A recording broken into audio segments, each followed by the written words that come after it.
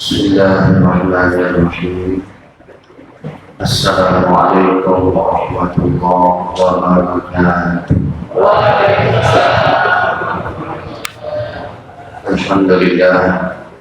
Alhamdulillahilladzi waffaqa man syaa'a min 'ibadihi bi afdhalil du'a wa tisabi akmalil kamalat. Asyhadu an la ilaha illallah wahdahu la syarika lah al-muttasif bi jami'i sifatil kamalat wa asyhadu anna nabiyyana Muhammadan abduhu wa rasuluhu afdhalul makhluqat sallallahu alaihi wa ala alihi wa sahbihi al-anjamil hirat salatan wa salaman daimaini madama fil ardi was samawat amma ba'd. Ya ma'syaral muslimin wal muslimat, usikum wa nafsi bi taqwallah, faqad fazal muttaqun. Qala Allah ta'ala, ya ayyuhalladzina amanu taqullaha haqqa tuqatih wa la tamutunna illa wa antum muslimun. Alhamdulillah, hadirin para jamaah yang dirahmati Allah, kaum muslimin wal muslimat. Sebelumnya marilah senantiasa kita memanjatkan puji syukur kehadirat Allah Subhanahu wa taala atas segala limpahan nikmatnya pada kita, terutama sekali nikmat iman, Islam, sehat afiat. Salawat beserta salam semoga senantiasa tercurahkan kepada Nabi mulia Nabi Muhammad sallallahu alaihi wasallam beserta keluarga, para sahabat dan juga umatnya yang istiqomah sampai akhir zaman kelak. Amin ya rabbal alamin. Para jamaah yang dirahmati Allah, tematik kita malam ini adalah memahami bid'ah. Apa sih bid'ah itu dari para ulama? Masalah ini memang masalah yang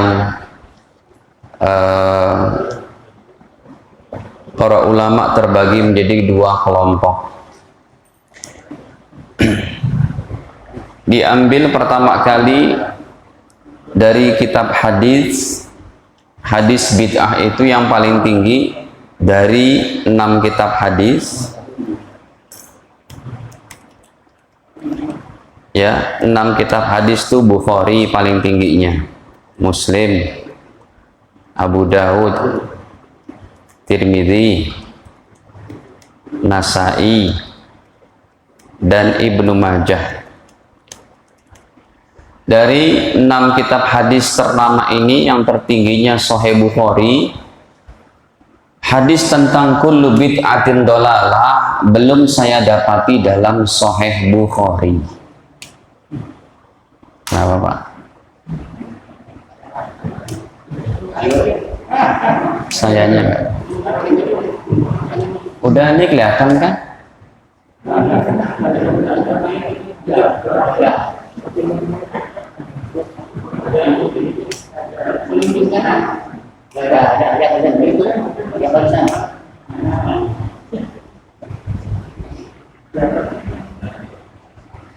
Dari 6 kitab hadis ini, hadis tentang wa iyyakum wal muhdatsatil umur fa inna kulla bid'atin dolalah, itu yang paling tinggi dalam Sahih Muslim. Jadi dalam Sahih Bukhari belum saya dapati. Ya, kalau dari segi sanad-sanad yang terbaiknya ada dalam Sahih Muslim, tetapi lafaznya tidak komplit. Nih contohnya Sahih Muslimnya pada 2042. Baginda Nabi bersabda ketika beliau berkhutbah, ya, kata baginda, amma ba'd fa inna khairal hadis kitabullah, sesungguhnya sebaik-baik ucapan adalah kitabullah, Al-Quran ataupun firman Allah. Wa khairul huda, dan sebaik-baik petunjuk adalah huda Muhammadin sallallahu alaihi wasallam, petunjuk Nabi Muhammad. Wa syarrul umuri muhdatsatuha, dan seburuk-buruk urusan adalah muhdatsatuha, yang diada-adakan. Wa kullu bid'atin dhalalah, dan setiap bid'ah itu adalah sesat. Ini yang paling tinggi dalam Sahih Muslim, tidak ada kalimatnya finnar. Ya, fa inna kulla muhdatsatin bid'ah wa kulla bid'atin dhalalah wa kulla dhalalatin, ini tidak ada dalam Sahih Muslim. Tapi ini yang paling tinggi dari 6 kitab hadis tadi. Hadirin, lafadznya yang ada finnarnya itu ada dalam riwayat Sunan Nasa'i. Ya, berarti memang masih kutubus sittah, tapi nomor 5 itu peringkatnya Imam Nasa'i.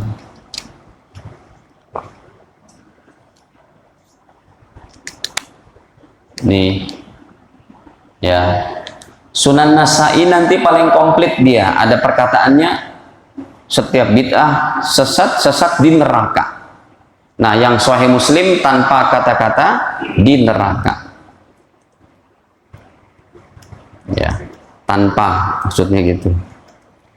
Kita buka yang Sunan Nasa'i-nya ini pada 1786, ya, Nasa'i Kubro.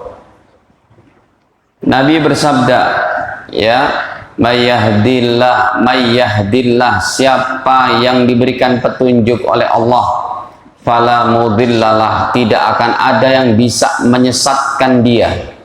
Wa may yudlil, dan siapa yang disesatkan oleh Allah, fala hadiyalah, enggak bakal ada petunjuk lagi baginya dari siapapun. Inna asdaqal hadisi kitabullah, sesungguhnya sebenar-benar ucapan adalah firman Allah, kitabullah. Wa ahsanal hadyi, ataupun wa ahsanal huda, dan sebaik-baik petunjuk adalah hadyu Muhammadin sallallahu alaihi wasallam, petunjuk Nabi Muhammad sallallahu alaihi wasallam. Wa syarrul umuri muhdatsatuha, dan seburuk-buruk perkara, seburuk-buruk urusan, muhdatsatuha, yang diada-adakan. Wa kullu muhdatsatin bid'ah, dan setiap yang diada-adakan itu adalah bid'ah. Wa kullu bid'atin dhalalah, dan setiap yang bid'ah itu adalah sesat. Wa kullu dhalalatin finnar, dan setiap yang sesat tempatnya di neraka. Ini hadis yang paling komplit riwayat Imam Nasa'i dari kutubus sittah. Jadi Imam Bukhari tidak meriwayatkan hadis ini. Ya. Baik. Hadirin, hadis ini kita akan buka apa sih pendapat para ulama. Ya. Sehingga dalam hal ini ada menjadi 2 kelompok. Dengan hadis ini, kelompok ulama pertama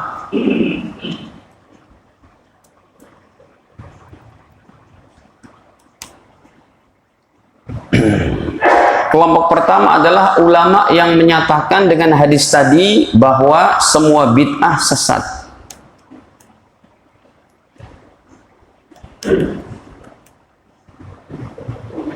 Tidak ada yang hasanah, tidak ada yang baik. Kami cari dengan segala kekurangan pengetahuan kami, kitab-kitab kami, ya, yang menyatakan ulama semua bid'ah sesat dengan hadis tadi, baru saya dapati, yaitu dari pendapatnya Imam Syatibi. Imam Syatibi ini jaraknya sudah jauh, hidupnya kurang lebih abad ke-6 Hijriah, tahun 600-an berarti. Terutama dalam kitab beliau yang namanya Al-I'tisam Al-Muwafaqat. Jadi kalau sampai beliau katakan assalamualaikum, kita habis sholat berjamaah, assalamualaikum, assalamualaikum, sebagaimana adat yang di Indonesia, kanan kiri salaman, ini menurut beliau pun bid'ah, sesat. Tapi beliau tidak termasuk dari zaman salafus saleh, abad ke-6.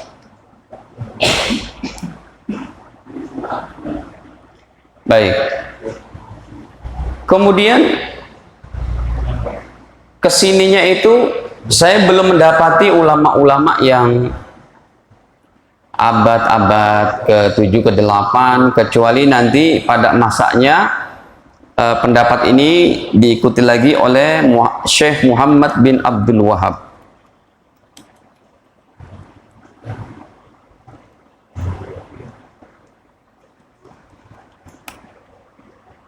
Ya, kalau beliau ini kurang lebih hidupnya pada abad ke-12, ya, kurang lebih abad ke-12-an, tahun 1200-an atau 1100-an, ya, sudah abad-abad kesinilah. Kemudian diikuti lagi oleh ulama-ulama kontemporer yang hari ini, seperti Mufti Mekah terdahulu Syekh bin Baz. Kemudian juga ini Syekh bin Baz wafatnya ini baru kemarin, tahun 99 Masehi. Ya. Kemudian diikuti lagi oleh ulama-ulama yang sefahaman dengan beliau, Syekh Utsaimin. Ya, ini pun sama wafatnya baru kemarin lah, tahun 99-an, kurang lebih, atau tahun 2000-an. Kemudian Syekh Albani, apalagi Syekh Albani sangat keras dalam masalah ini. Beliau pun meninggal baru kemarin juga, tahun 99, kurang lebih. Ya, dan pendapat kelompok pertama ini diikuti oleh kebanyakan para ustadz yang lulusan Madinah, lulusan Timur Tengah Mekah.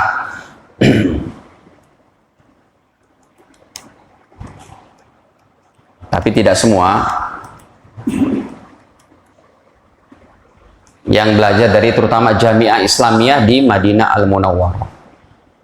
Pokoknya kalau perkara itu bid'ah, nggak ada contoh Nabi, udah masuk neraka, sesat.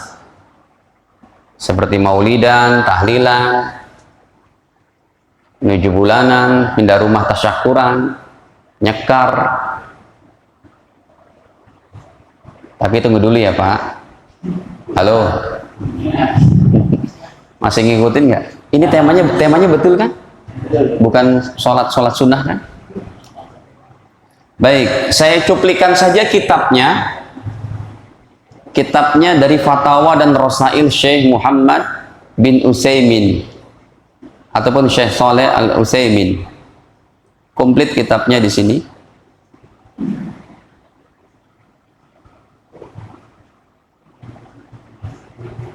Nih.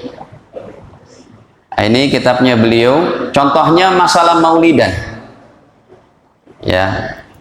Ini namanya beliau adalah Syekh Muhammad bin Saleh Al-Utsaimin. Ini kitab beliau. Fatawa dan Rasailnya. Baik, kita buktikan bahwa beliau berkata maulidan itu nggak ada contoh Nabi, bid'ah.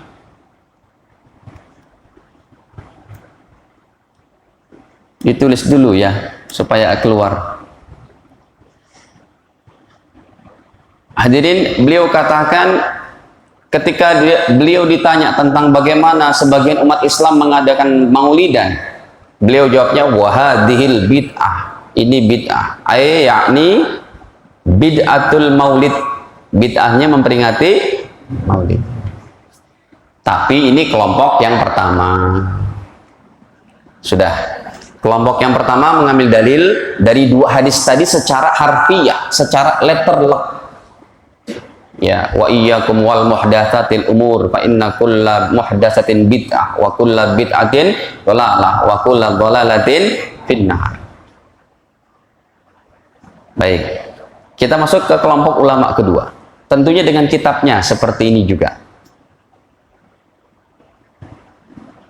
Kelompok ulama kedua, sepengamatan saya yang lemah ini, boleh ditolak, boleh Anda sanggah nanti. Kelompok ulama kedua hadirin yang memahami bid'ah ada yang hasanah, ada yang baik.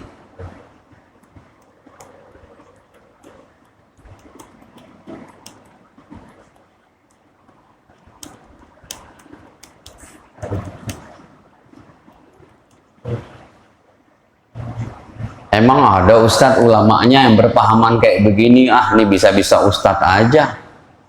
Baik, kita buktikan.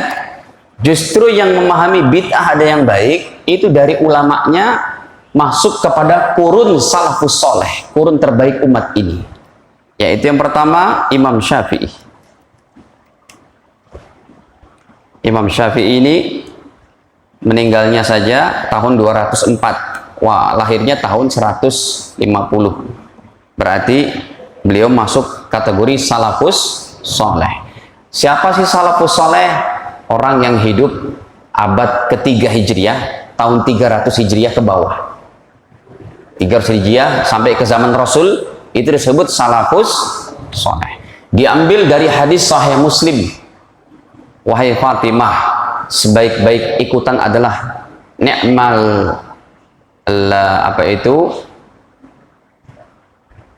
sebaik-baik ikutan adalah saya, mengikuti saya. Ni'mas salaf ana. Kata Rasul, sebaik-baik salaf atau pendahulu adalah aku, kata Rasul. Baik, ini Imam Syafi'i tahun 204 Hijriah. Adakah perkataan ini dinukilkan dalam kitab Imam Syafi'i? Ya.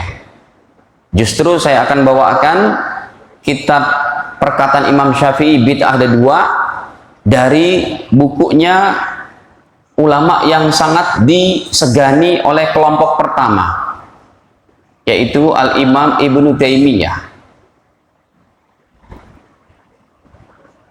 Padahal ada sendiri sih dalam kitabnya, kitab Manaqib Imam Syafi'i karya Imam Baihaqi. Tapi saya mau tampilkan justru dari ulama yang sangat dimuliakan oleh kelompok pertama tadi, yaitu kitab Majmu' Fatawa Syekh Ibnu Taimiyah.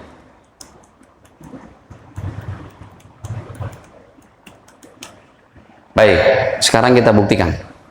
Jilidnya jilid ke-20 ataupun jilid ke-24 halaman 300 sekian. Kitab ini ada sampai 35 jilid cetakan terbarunya. Bukunya aja hampir 3 meter 2 meteran. Belum bacanya tuh. Baik, sekarang kita buka.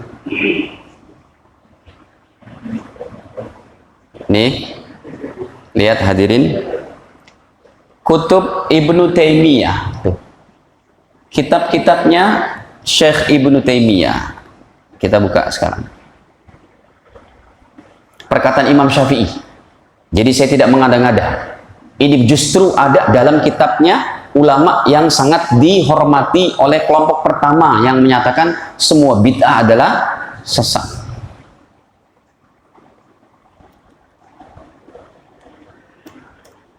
Saya tulis dulu bahasa Arabnya, kalau nggak ditulis nggak keluar.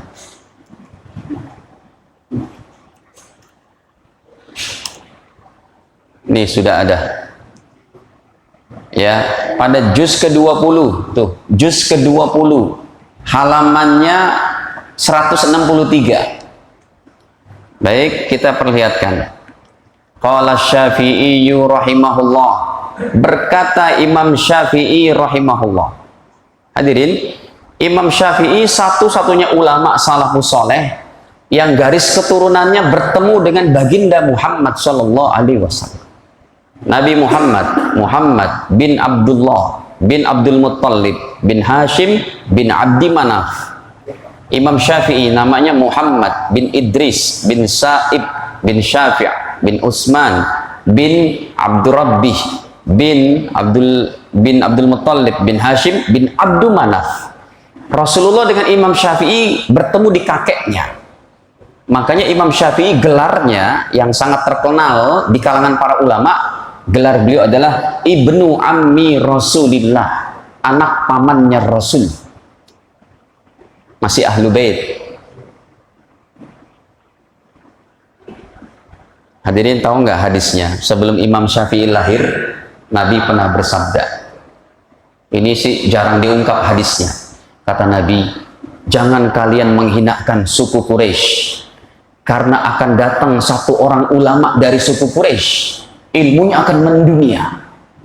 Para ulama berkata, ini sabda Nabi berdasarkan mukjizat akan datangnya Imam Syafi'i, ilmunya mendunia. Karena satu-satunya ulama dari suku Quraisy yang ilmunya mendunia ini beliau. Kalau mau ditampilkan, saya tampilkan dari kitabnya Imam Nawawi yang 20 jilid. Ini kajiannya ketinggian nggak Pak? Kalau kurang paham, tolong. Makanya saya pelan-pelan nih. Ya, karena apa yang saya ucapkan, semuanya kita akan buktikan. Ya, dan kita akan ambil kesimpulan yang insya Allah kesimpulannya itu ramah lingkungan. Insya Allah. Nih, contohnya saya bawakan dulu dari kitab Imam Nawawi yang tadi saya katakan. Kitab ini ada 20 jilid. Tuh. Jilid pertama, rusak ya. Nggak kelihatan berarti. Tuh, jilid ke-20. Kitab aslinya ada di rumah saya segini. Alhamdulillah. Nih, biar Bapak tahu deh bahwa Rasul pernah bersabda seperti ini. Derajatnya itu hasan.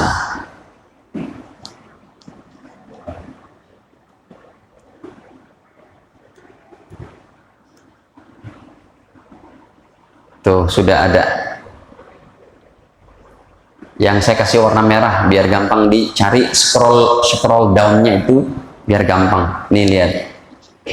Imam Nawawi membawakan hadis, ya, kata beliau, wa min dzalika ma jaa fil hadisil masyhur. Ada hadis yang terkenal, bunyinya Nabi bersabda, anna alim Quraisy, sesungguhnya akan datang seorang ulama dari suku Quraisy, yamla'u tibaqal ardi, yang akan memenuhi permukaan bumi, ilman, dengan keilmuannya. Kata Imam Nawawi, wa hamalahul ulama minal mutaqaddimin wa ghairuhum, mereka mengatakan, ulama-ulama terdahulu, hadis ini adalah untuk al-Syafi'i, Imam Syafi'i. Nah, beliau belum lahir, Nabi sudah bersabda, akan datang seorang ulama dari suku Quraisy yang ilmunya mendunia. Ini saya ambil langsung dari kitabnya Imam Nawawi rahimahullah. Baik, kita kembali. Hadirin, nah, jadi Imam Syafi'i berkata, bid'ah itu kata beliau, qala Syafi'i rahimahullah, berkata Imam Syafi'i, al bid'atu, bid'ah itu bid'atani, ada dua. Bid'atun, bid'ah yang pertama, khalafat kitaban, bid'ah yang diada-adakan, khalafat kitaban, yang bertentangan dengan Al-Quran, wa sunnatan, dengan as-sunnah, wa ijma'an, bertentangan dengan konsensus para ulama, wa asaron an ba'di ashabi Rasulillah, juga bertentangan dengan sebagian ucapan para sahabat Nabi sallallahu alaihi wasallam. Kata beliau, kalau bid'ah itu yang diada-adakan bertentangan dengan Quran, dengan hadis, dengan pendapat mayoritas para ulama ataupun ucapan para sahabat, kata Imam Syafi'i, fahadihi bid'ah dolalah, maka ini disebut bid'ahnya bid'ah sesat.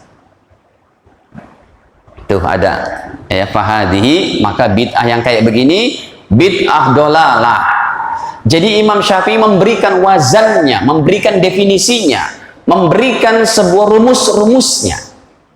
Jadi bid'ah sesat yang dia bertentangan dengan Al-Quran, dia bertentangan dengan hadis, itu pokok duanya. Tambahannya bertentangan dengan ijma' para ulama ataupun perkataan sebagian para sahabat. Lagi, kata Imam Syafi'i, wa bid'atun, adapun bid'ah, lam tukhalif syai'an, yang tidak bertentangan syai'an sedikit pun, min dalika, dari Al-Quran, tidak bertentangan dari hadis, dari ijma', dari athar para sahabat, kata Imam Syafi'i, fahadihi, maka bid'ah yang seperti ini qad takunu hasanah, maka bisa jadi ya bid'ahnya bid'ah apa? Baik. Liqauli Umar, karena perkataan sahabat Umar, ni'mal bid'atu hadihi, sebaik-baik bid'ah ini dia, sholat taraweh sebulan penuh berjamaah. yang tidak pernah dilakukan pada masa Nabi. Saya minum dulu ya Pak. Bentar.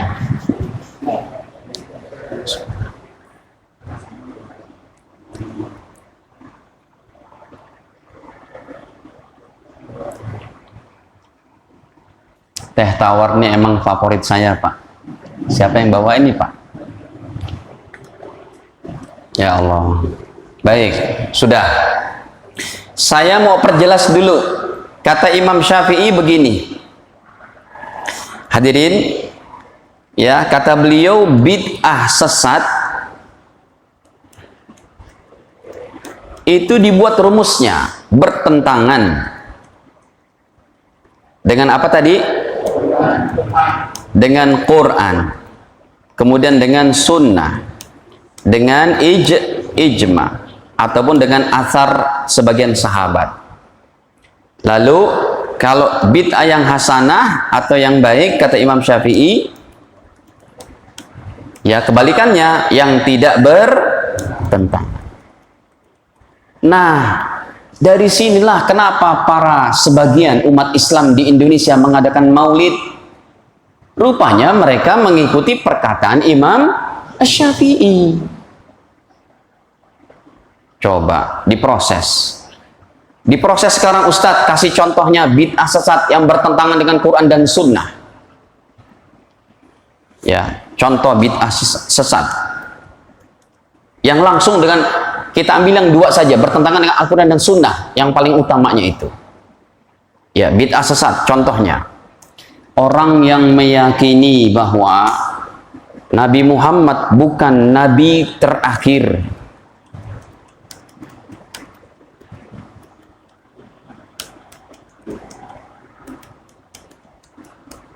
Ini bertentangan, ini akidah bid'ah, bertentangan dengan Al-Quran. Contohnya mana? Kita tuliskan. Qurannya mana Ustadz? Boleh dibuka. Surat Al-Ahzab. Surat ke-33 ayat 40. Coba kita buka.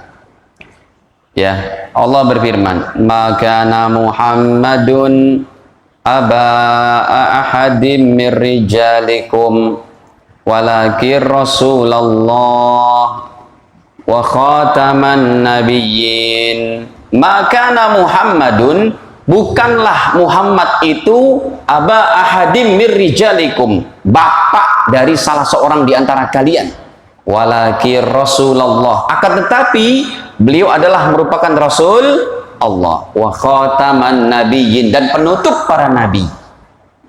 Itu bertentangan. Bagaimana Anda punya keyakinan Nabi Muhammad bukan nabi terakhir? Baik, itu Qurannya. Hadisnya gitu. Jadi cara memproses masalah itu bid'ah atau bukan, intinya Quran Sunnah dulu, bertentangannya di mana? Hadisnya sekarang. Bertentangan dengan hadisnya yang mana? Riwayat Imam Bukhari Muslim. Nabi bersabda, "Aku adalah nabi terakhir, la nabiyya ba'di." Enggak bakal ada nabi lagi setelah aku. Lihat. Kan begini enak cara mainnya itu.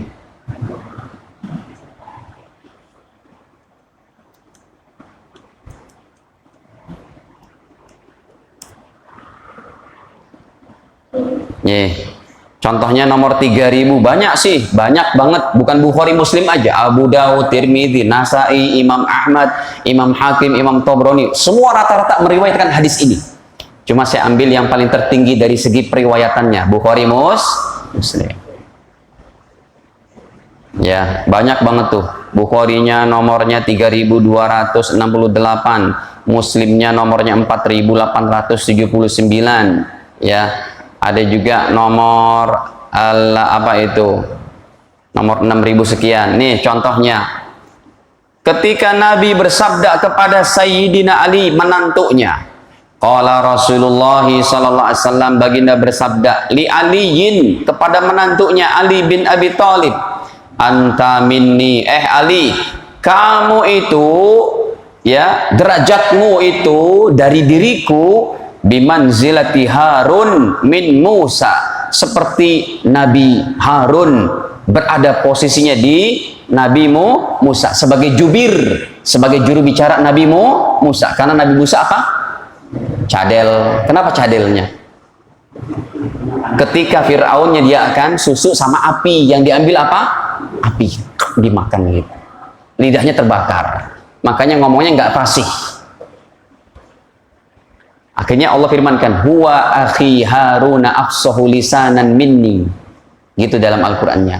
Ya Allah, jadikanlah Harun sebagai jubir aku karena dia afsah lisanan minni, lebih fasih bahasanya dari aku. Kata Nabi, wahai Ali, kamu itu dari aku derajatmu seperti Harun dengan Musa. Tetapi illa annahu la nabiyya ba'di, kecuali melainkan tetapi wahai Ali, annahu sesungguhnya dalam masalah ini la nabiyya ba'di, tidak ada lagi nabi selain aku. Jadi antum jangan GR wahai Ali, nanti ngaku nabi lagi, gitu maksudnya. Maksud Nabi begitu kepada siapa? Kepada Ali. Kamu ini emang mirip seperti Harun derajatnya dengan Nabi Musa, dua-duanya nabi. Cuma sayangnya wahai Ali, nggak ada lagi nabi setelah orang yang mempunyai keyakinan Nabi Muhammad setelah diproses dengan dua besar ini saja, yaitu Nabi Muhammad bukan nabi terakhir, itu bid'ah sesat. Saya kasih satu contoh lagi biar jelas Pak. Wah, ini bisa sampai jam 12 malam nih. Kitab yang lain belum saya buka, hadisnya ada 300 belum saya buka, sampai subuh hadisnya nggak selesai. 2 periode. Ya asal jangan dibuat keputusan 3 periode ya Pak ya, udah begah. 2 periode cukup dah.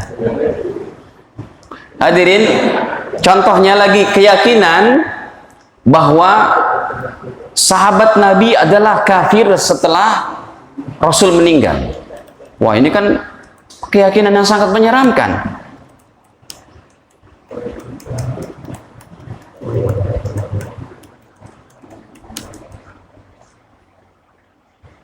Kacau kali kau nih pemahamannya. Sahabat Nabi dikatakan kafir. Oh Bapak, saya lama tinggal sama mereka, 8 tahunan bergaul sama mereka, melihat kekejaman mereka, tumpah darah setiap tahun saya lihat dengan mata saya sendiri.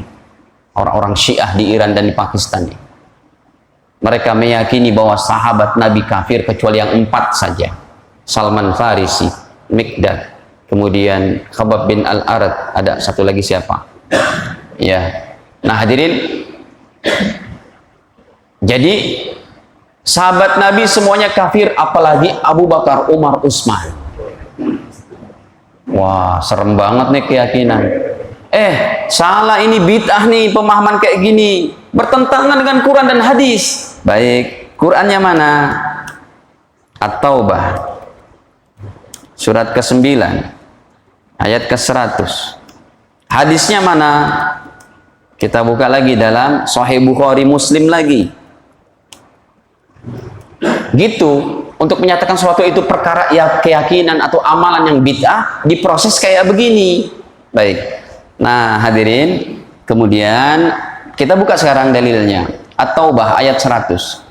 Was-sabiqunal awwalun minal muhajirin wal ansar walladzina tabauhum bi ihsan radhiyallahu anhum wa radu an wa'adda lahum jannatin tajri tahtahal anhar khalidina fiha abada dzalikal fawzul azim. Was-sabiqunal awwalun, dan orang-orang yang terdahulu, al-awwalun, yang pertama-tama masuk Islam, minal muhajirin, dari sahabat yang asli penduduk Mekah, wal ansor, dan sahabat penduduk Madinah, walladzina taba'ahum bi ihsan, dan umat yang datang setelah mereka yang mengikuti mereka dengan cara yang baik, kita semuanya radhiyallahu anhum wa radu'an. Allah ridho kepada para sahabat dan mereka pun ridho kepada Allah. Allah sudah puji para sahabat. Bagaimana kafir? Bid'ah, sesat. Hadisnya kata Nabi dalam Sahih Bukhari, la tasubbu ashabi, jangan kalian caci maki para sahabatku. Oh, haram tuh mencaci maki para sahabat. Nih, 1329 Sahih Bukhari Muslim. Yang kita buka nomornya nomor Bukhari 1329. Nabi bersabda, la tasubbu maaf bukan 1329. Saya keburu menterjemah. 3400 saja, maaf. 3470. Nabi bersabda, qala an-nabiy sallallahu alaihi wasallam, beliau bersabda, la tasubbu ashabi, jangan kalian mencaci maki ashabi, para sahabatku. Kenapa? Falau anna ahadakum, sesungguhnya kalau kalian semua anfaq misla uhudin zahaban, kalian berinfak di jalan Allah dengan emas segede gunung Uhud.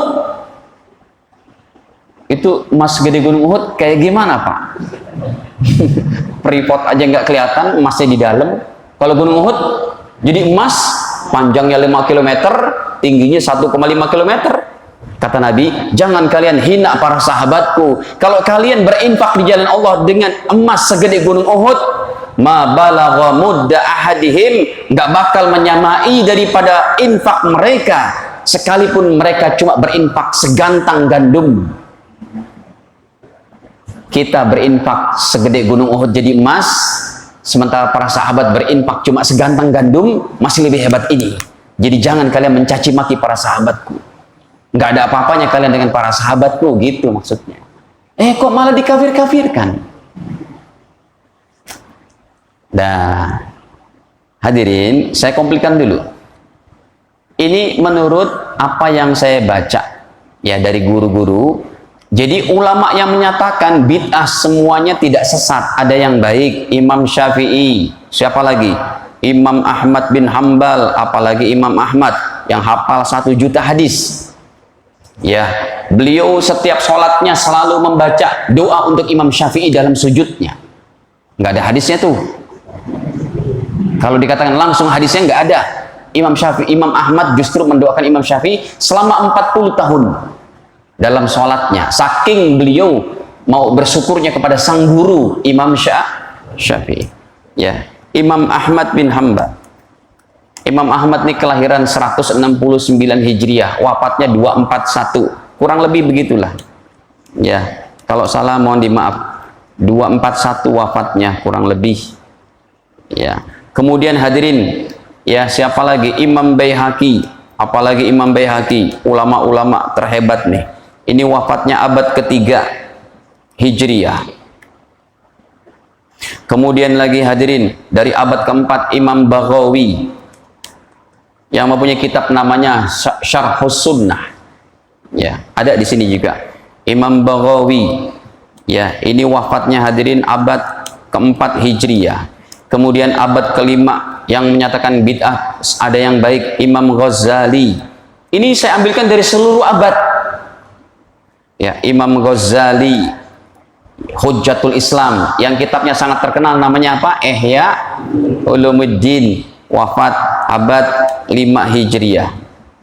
Kemudian hadirin abad ke-6-nya ada Imam Izzuddin bin Abdussalam.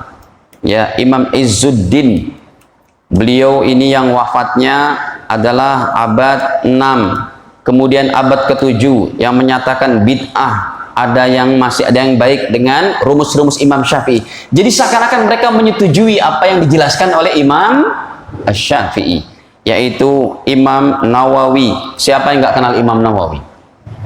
Ulama yang meninggal usia 45 tahun, belum sempat menikah dengan gadis-gadis bermata biru dari Damaskus, tapi ilmunya mendunia sampai kitabnya paling laris dipelajarin melebihi Imam Syafi'i, karena Imam Syafi'i kitabnya besar-besar dan berat-berat.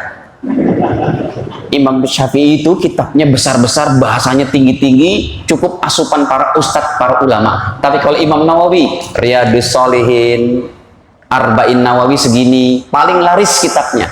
Di Masjidil Haram, Masjid Nabawi, Riyadhus Shalihin tetap dipelajari. Nah, Imam Nawawi menyatakan bid'ah ada yang baik. Nanti saya tampilkan kitabnya. Makanya sampai jam 2 malam ini, Pak. Imam Nawawi wafat abad ke-7 Hijriah. Kemudian abad ke-8-nya Imam Ibnu Hajar. Apalagi ini yang hafal 1 juta hadis. Ulama tiada tanding. Pensyarah kitab Sahih Bukhari yang tiada tanding sampai detik ini. Namanya kitabnya itu Fathul Bari. Sahih Bukhari segini. Ditulis penjelasnya menjadi 16 atau 20 jilid oleh Imam Ibnu Hajar ini. Kitabnya juga ada di sini, kitab aslinya ada juga di rumah saya. Ini wafatnya abad ke-8. Ya. Kemudian abad ke-9 Imam Sayuti. Siapa yang tidak kenal Imam Sayuti? Hadirin, Imam Sayuti ulama yang paling produktif dalam mencetak karya tulis ilmu tafsir, ilmu fikih, usul fikih, ilmu apalagi hadis. Imam Sayuti ini hadirin, beliau mempunyai karya tulis yang paling banyak sedunia. Jumlahnya hampir 600 karya tulis. Saya baru nulis berapa judul aja, 5 sampai 10, udah sampai sekarang vakum, Pak. Apalagi corona, males banget nulis itu. Ya, Imam Sayuti kok tulisnya enggak. Imam Sayuti ini kitabnya yang paling terkenal namanya Tafsir Jalalain. Pernah dengar itu? Nah, itu karya beliau. Ya, makanya kalau ada orang yang mengatakan jilbab tidak wajib, itu tafsirnya bukan tafsir Jalalain, tapi tafsir jalan lain. Abad 9. Ya udah deh, ya hadirin, dan lain-lain, termasuk ulama-ulama yang mengikuti pemahaman Imam Syafi'i sampai hari ini.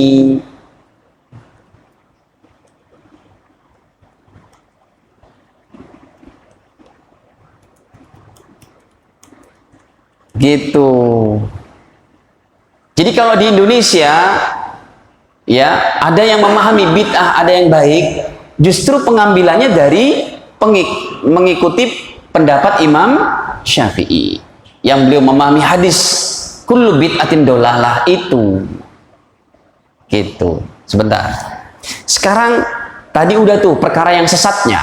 Nabi Muhammad bukan nabi terakhir. Udah kita proses pakai rumus Imam Syafi'i. Kemudian para sahabat juga kafir, udah kita proses, terbantahkan itu yang bid'ah sesat. Sekarang coba amaliyah yang dituduh bid'ah di Indonesia, contohnya tahlilan, yang paling terkenal aja deh. Baik, dia bertentangan dengan Qurannya, ayat berapa? Kasih tahu. Bertentangan dengan hadisnya, hadis apa? Secara spesifik Nabi sabdakan, ente jangan tahlilan, ada nggak?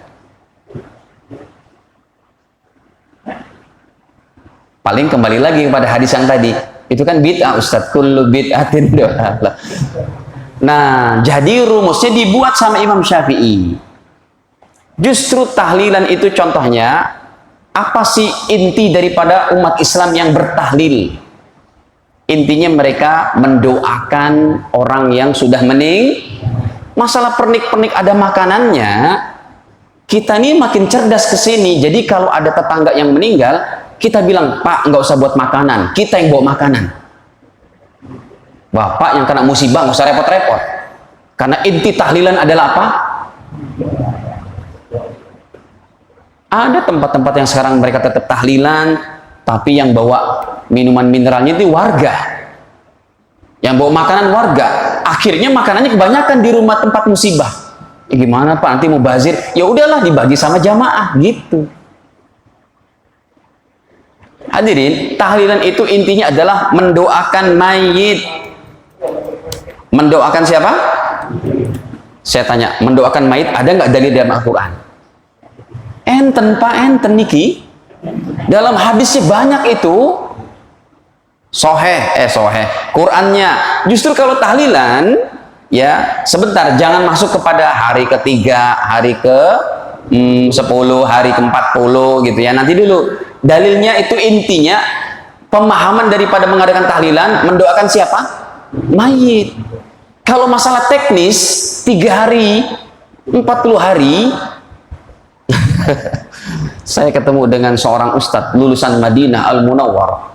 Nggak boleh tahlilan hari ketiga, hari ke-7, hari ke-40. Kenapa? Nggak ada contoh Nabi. Ustadz, antum kuliah di mana? Di Jamiah Islamiyah Madinah Munawwarah, S1. Berapa tahun Ustadz? 4 tahun. Setiap SKS berapa bulan? 6 bulan. Gelarnya apa? LC. Apa LC? Langsung ceramah. Baik, 4 tahun. Ustadz, saya mau tanya lagi. Di Madinah itu tempat antum belajar, ada fakultas apa lagi? Syariah, usul fikih, akidah, dakwah, tarbiyah. Banyak banget Ustadz. Itu ada contoh Nabi? Enggak Ustadz, ini kan metode saja. Tahlilan juga metode. Jangan dijadikan suatu kewajiban. Nggak mesti itu 7 hari, 40 hari. Kenapa ini metode, itu pun metode, yang ini Anda salahkan, yang ini nggak disalahkan. Sama-sama ibadah, menuntut ilmu juga ibadah.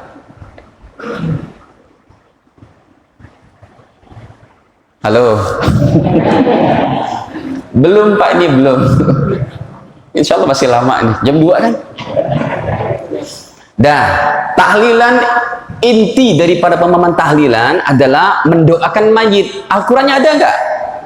Coba jawab ayat berapa? Ya Ustadz aja yang jawab.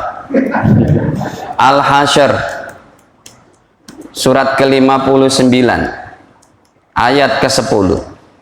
Monggo diterjemah.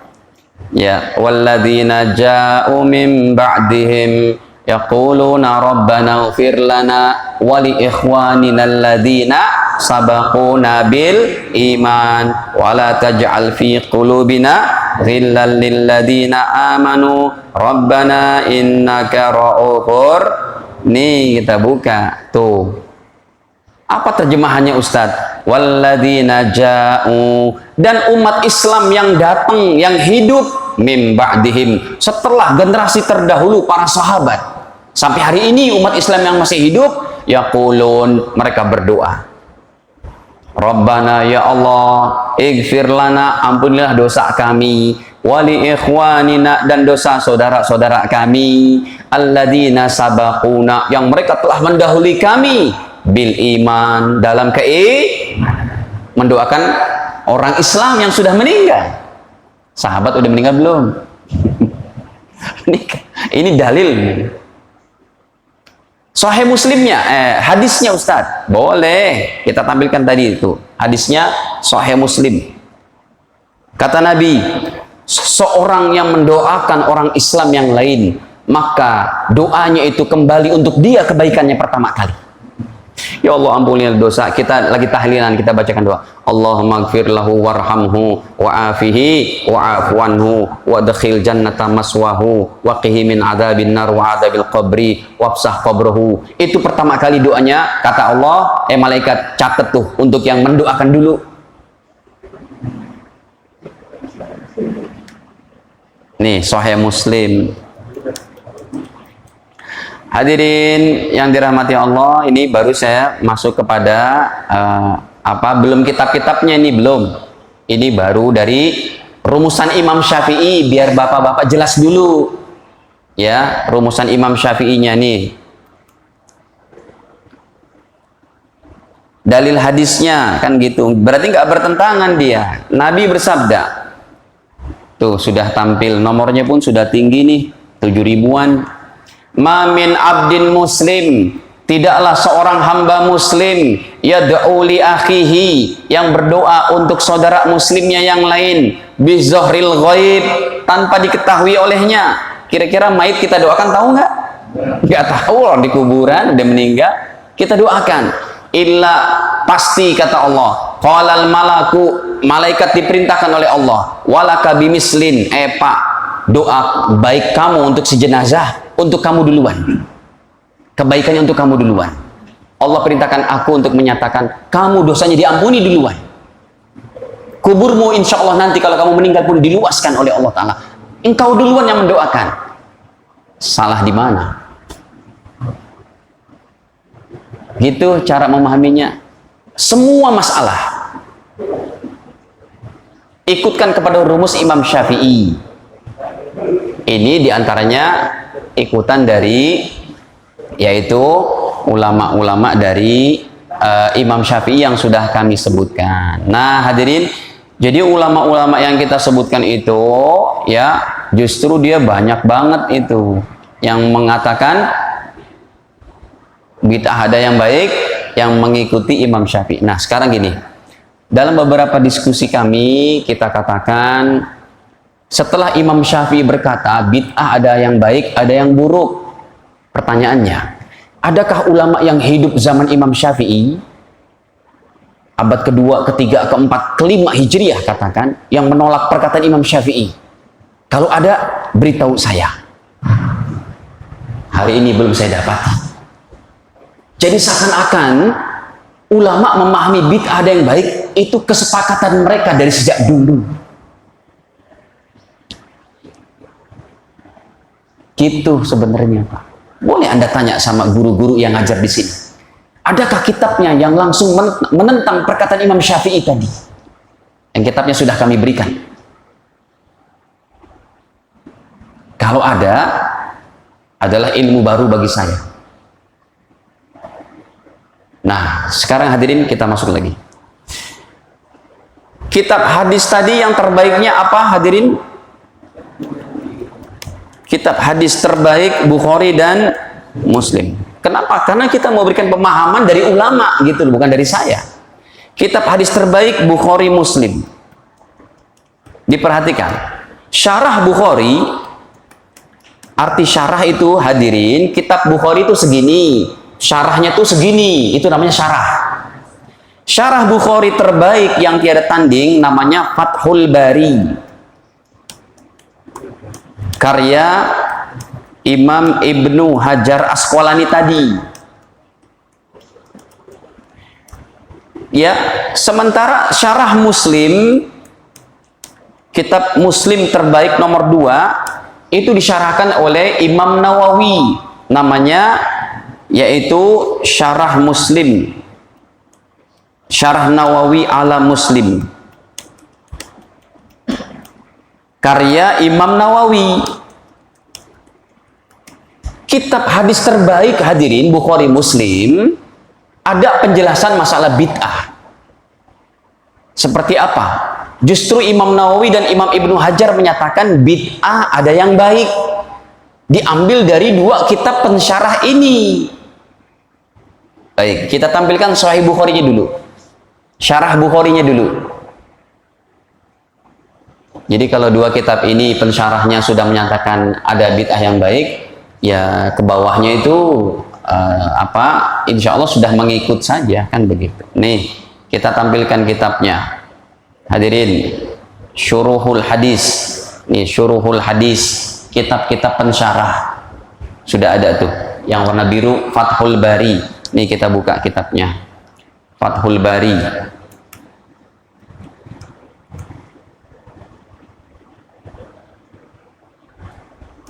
Pandarijo.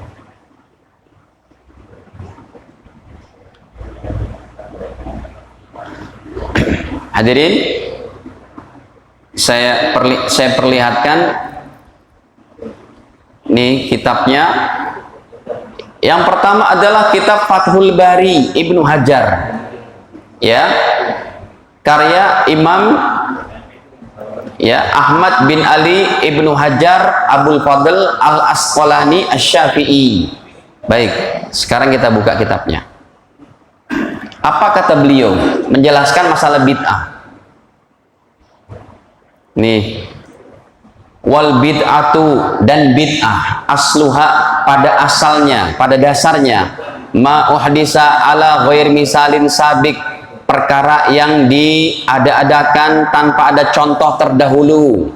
Wa tutlaqu fi syar'i, dan juga diucapkan dalam masalah agama fi muqabilis sunnah, yang melawan akan sunnah. Bid'ah itu dalam syarak biasanya yang melawan sunnah. Fatakun, maka bid'ah seperti ini mazmumah, tercela. Wa tahqiq, tetapi tahqiqnya kata Imam Ibnu Hajar, masalah yang benernya namanya tahqiq. Ya, menurut Imam Ibnu Hajar dalam kitab Syarah Fathul Bari ini, annaha, sesungguhnya bid'ah ini, ingkanat, apabila ia berada, mimmatan dariju, berada di bawah ruang lingkup, tahta mustahsin, yaitu di bawah perkara yang dianggap baik, fi syar'i, menurut syarak, tidak bertentangan dengan Quran dan hadis, mirip kayak kaidah Imam Syafi'i, fahiyah hasanah, maka bid'ah ini disebut bid'ah apa? Hasanah. Itu ada, kitabnya ada. Jadi ada ulama yang menyatakan bid'ah hasanah, ada juga yang menyatakan bid'ah semuanya sesat. Baik, sekarang kepada Sahih Muslimnya. Biar cepat aja nih Pak, saya juga udah capek, pangantuk. Sahih Muslimnya, satu lagi nih, lihat. Ini, Syarah Nawawi ala Muslim. Saya buka.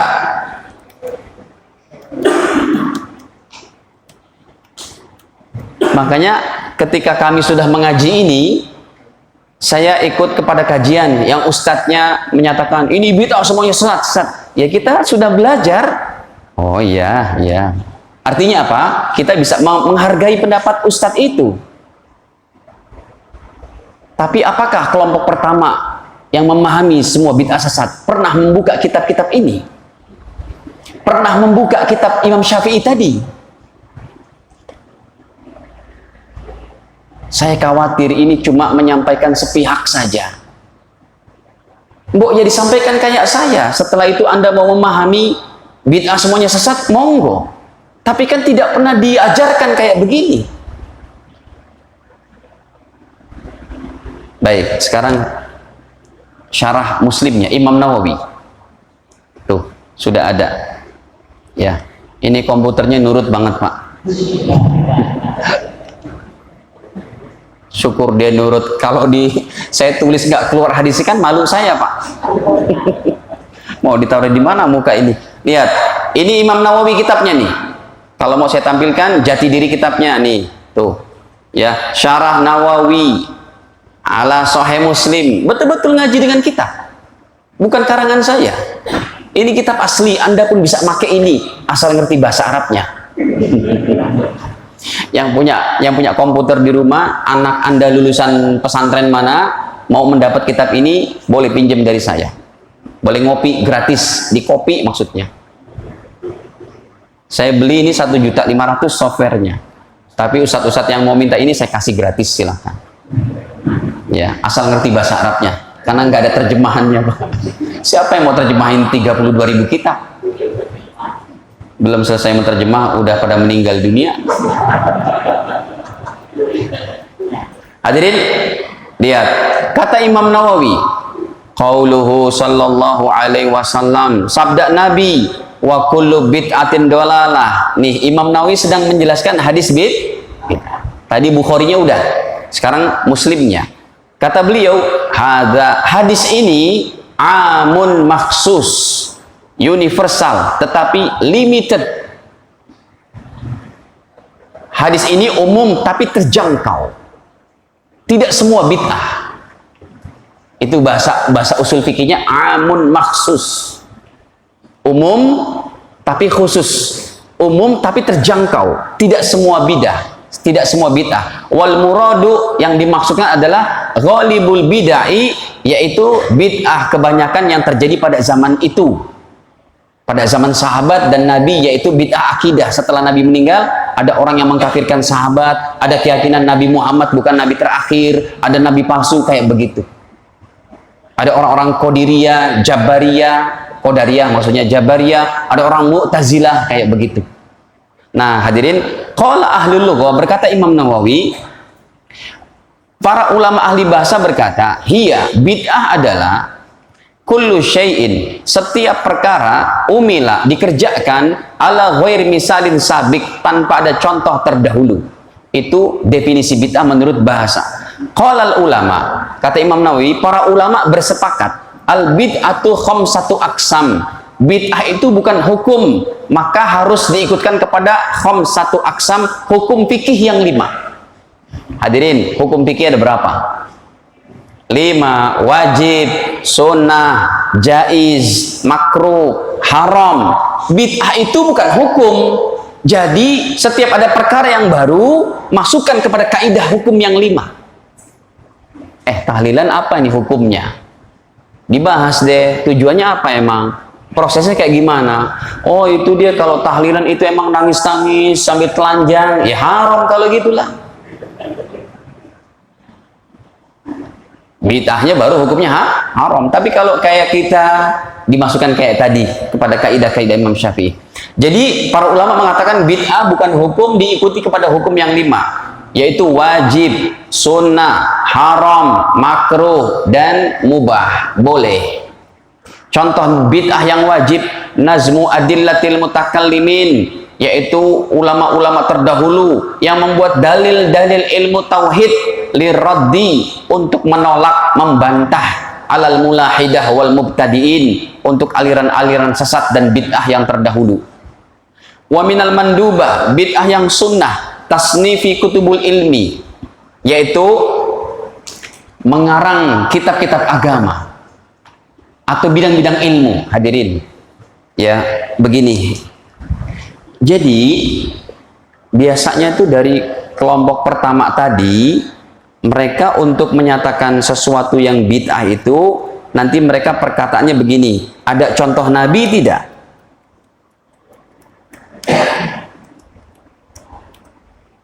Biasanya begitu. Ini ada contoh Nabi nggak? Ada hadisnya nggak? Ya. Nah hadirin, ini biasanya kayak begitu mereka pakai.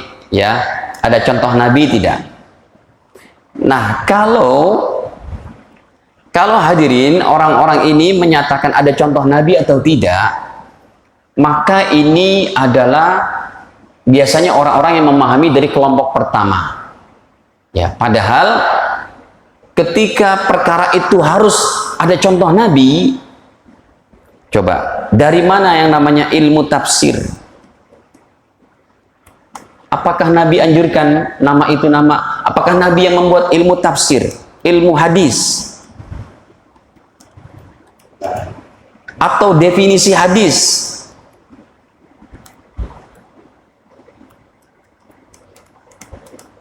Atau derajat hadis?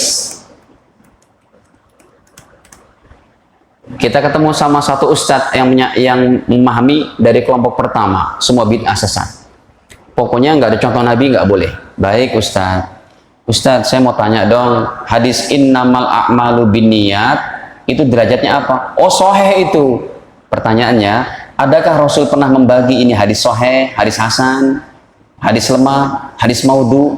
Itu siapa yang membagi? Oh, gini, itu kan beda kalau itu kan. Bisa nggak antum jawab letterlock?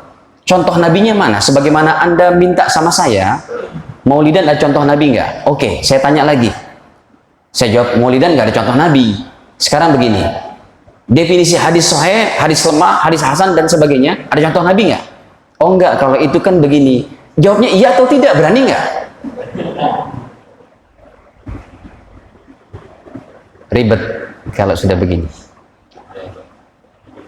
Termasuk Ustadz, Anda belajar di Madinah berapa tahun? 4 tahun, S2 2 tahun. Itu ada contoh Nabi nggak? Oh enggak, kalau itu kan begini, itu. Akhirnya hadirin, saya pernah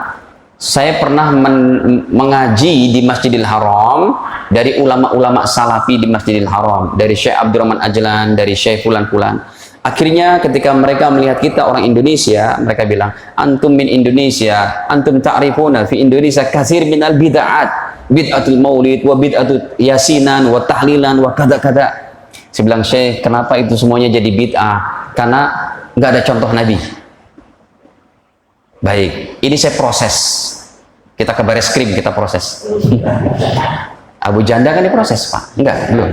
Hadirin, saya bilang, Syekh, perkataan Anda saya proses, contoh Nabi. Kalau semua perkara cuma untuk menentukan satu hukum hanya dengan mana contoh Nabi, oke, saya terima, saya ikuti. Mana contoh Nabi? Tanpa memproses dari segi rumus yang telah diberikan oleh guru-guru kita seperti Imam Syafi'i. Ini kalau perkara nggak ada contoh Nabi, diproses dulu, bertentangan dengan Al-Quran, bertentangan dengan hadis. Tapi kan Anda maunya contoh Nabi saja. Baik, kalau memang mana contoh Nabi, saya katakan ada 10 amalan di Masjidil Haram. Ini kita ngaji di Masjidil Haram, ya, yang tidak ada contoh Nabi. Wah, Syekh itu bilang, nggak mungkin. La yumkin, nahnu biladus sunnah. Nahnu biladut tauhid, nahnu munsirus sunnah, nasirus sunnah. Kita adalah penolong sunnah. Nggak mungkin amalan kita nggak ada contoh Nabi. Baik, kan Anda maunya ada contoh Nabi. Saya sebutkan. Yang pertama, sholat taraweh setiap malam 1 juz sudah berjalan puluhan tahun.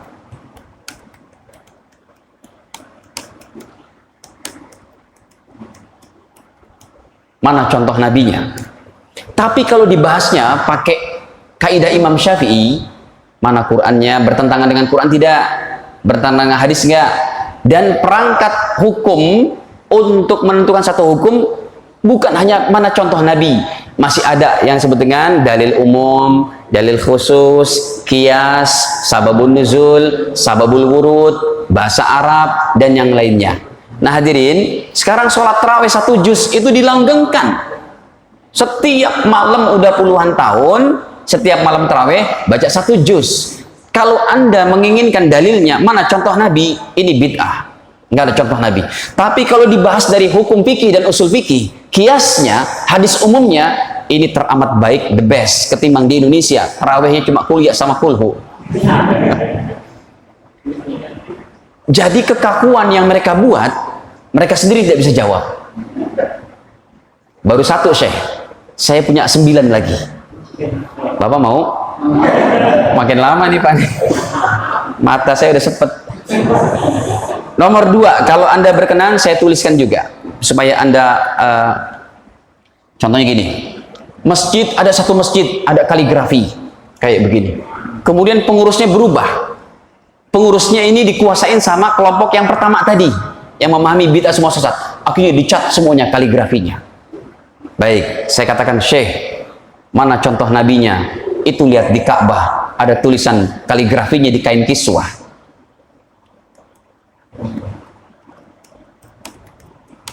Ini bukan masalah ibadah sih, tapi seremonial dan adat saja. Itu ada contoh nabi nggak? Ada perintah nabi nggak? Tuh, ambil tuh, nggak usah pakai kaligrafi benang emas di mana? Di tulisan Ka'bah. Halo, sudah pernah lihat Ka'bah Pak secara langsung? Atau klik Google deh Pak. Kain kiswah Ka'bah, insya Allah ada tulisan kaligrafi. Atau di Masjid Nabawi deh. Ya, di Masjid Nabawi kan ada itu Pak kaligrafinya.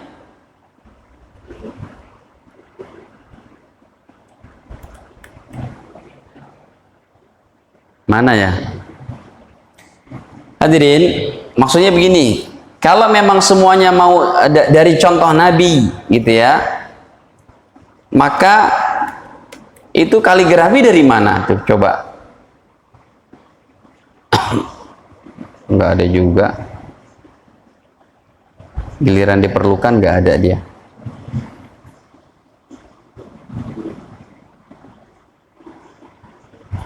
Ya, kelamaan. Baik, gini aja deh. Hadirin, kaligrafi di kain kiswah, ya, itu ada contoh Nabi tidak? Dia nggak bisa jawab. Tapi kalau dilihat dari segi kesenian apa itu kebiasaan baik, maka itu tetap masih boleh. Kalau enggak kan bid'ah semua, ya udah ambil aja itu. Kalau enggak dipenggal sama rajanya. Yang ketiga hadirin, masuk lagi dia masalah ibadah, yaitu sholat jenazah warga Mekah di Masjidil Haram. Kenapa warga Mekah yang meninggal selalu jenazahnya dibawa ke Masjidil Haram? Padahal di Masjidil Haram di Mekah itu banyak masjid. Ada Masjid Aziziyah, Masjid Misfalah, ada Masjid Jarwal, Masjid Kucing, ada Masjid Jihad Sud. Banyak itu Pak. Kenapa jenazahnya selalu dibawa ke Masjidil Haram? Mana contoh nabinya? Mana perintahnya? Tapi kalau jawabannya pakai kias, pakai hukum fikihnya begini. Kalau jenazah dalam hadis disolatkan oleh 40 orang atau 100 orang, maka dijamin dosanya diampuni, doa orang-orang itu diterima. Dikiaskan, kalau 40 sampai 100 saya begitu, apalagi disolatin sama 4 juta manusia di Masjidil Haram. Itu namanya dalil Mana contoh nabinya? Jadi mulai besok nggak usah warga Mekah disolatkan di sini.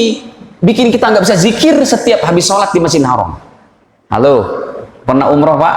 Setiap kita habis sholat wajib nggak bisa zikir. Kenapa? Kan sholat jenazah terus. As-salatu 'alal amwati wat tifli rahimakumullah. Makanya kita kasih tahu sama teman-teman kita para jamaah umroh, ya, kalau kita bawa jamaah, Pak, ini setiap habis sholat 5 waktu di Masjidil Haram mesti ada sholat apa? Jenazah. Baik, yang keempat, ini tambahan aja deh, satu lagi deh, udah pada ngantuk ya. Yang keempat nih hadirin, lomba hafal Quran di Masjidil Haram. Mana contoh nabinya? Setiap tahun diadakan itu. Bahkan juara satunya itu bisa dapat ribuan real dari sang raja, dari pemerintah sana. Nggak ada contoh nabi. Mulai besok nggak usah buat. Yang kelima, meriam Mekah.